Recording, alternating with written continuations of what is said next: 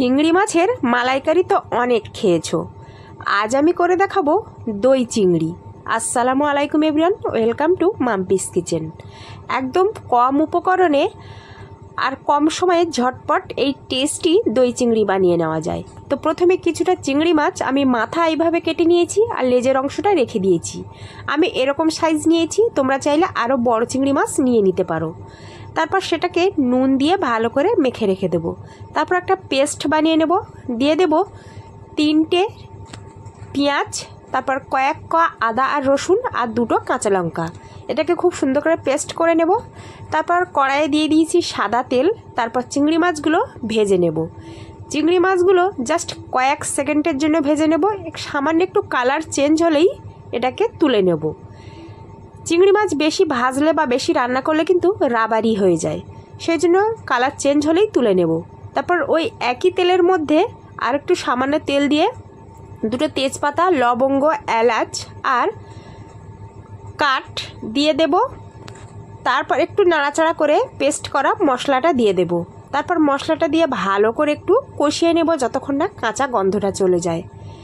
দেখতেই পাচ্ছ কাঁচা গন্ধটা চলে গেছে, মানে পানিটা পুরো শুকিয়ে গেছে। এই পর্যায়ে দিয়ে দেব আগে থেকে ফেটিয়ে রাখা টক দই। তারপর টক দইটা দিয়ে ভালো করে আবার একটু কষিয়ে নেব। তারপর দিয়ে দেব স্বাদ মতো নুন, আর দিয়ে দিলাম সামান্য একটু চিনি আর ধনিয়া গুঁড়ো আর 2টো কাঁচা লঙ্কা। তারপর এটাকে খুব ভালো করে আবারও কষিয়ে নেব। এই তরকারি এই কষানোর কাছে কিন্তু সুন্দর একটা টেস্ট আসবে। তো মশলা আমাদের খুব ভালো করে কষানো হয়ে গেছে। এই পর্যায়ে আমি দিয়ে দেব আগে থেকে ভেজে রাখা চিংড়ি মাছ। তারপর চিংড়ি মাছগুলোর সাথে খুব ভালো করে মশলাটা মিশিয়ে নেব।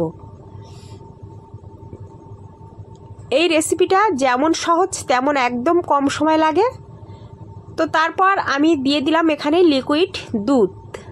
এবার দুধটা দিয়ে ভালো করে একটু ফুটিয়ে নিয়ে নামানোর আগে গরম মশলা গুঁড়ো আর একটু ঘি দিয়ে দিলেই রেডি আমাদের দই চিংড়ি।